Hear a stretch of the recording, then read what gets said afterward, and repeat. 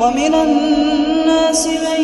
يعبد الله على حرف فإن أصابه خير اطمأن به وإن أصابته فتنة انقلب على وجهه خسر الدنيا والآخرة ذلك هو الخسران المبين يدعو من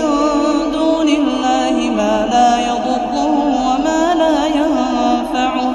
ذلك هو الضلال البعيد يدعو لمن ضره أقرب من نفعه لبئس المولى ولبئس العشير إن الله يدخل الذين آمنوا وعملوا الصالحات جنات تجري من تحتها الأنهار إن الله يفعل ما يريد من كان يظن أن لن ينصره الله في الدنيا والآخرة فليمدد بسبب إلى السماء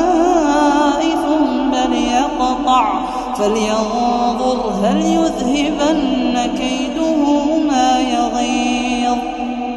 وكذلك أنزلناه آيات بينات وأن الله يهدي من يريد إن الذين آمنوا والذين هادوا والصابين والنصارى والمجوس والذين أشركوا إن الله يفصل بينهم يوم القيامة إن الله على كل شيء شهيد ألم تر أن الله يسجد له من في السماوات ومن في الأرض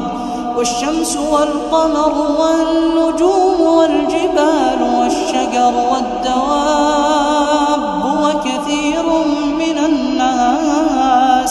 وكثير حق عليه العذاب ومن يهن الله فما له من مكرم إن الله يفعل ما يشاء هذان خصمان اختصموا في ربهم فالذين كفروا قطعت لهم ثياب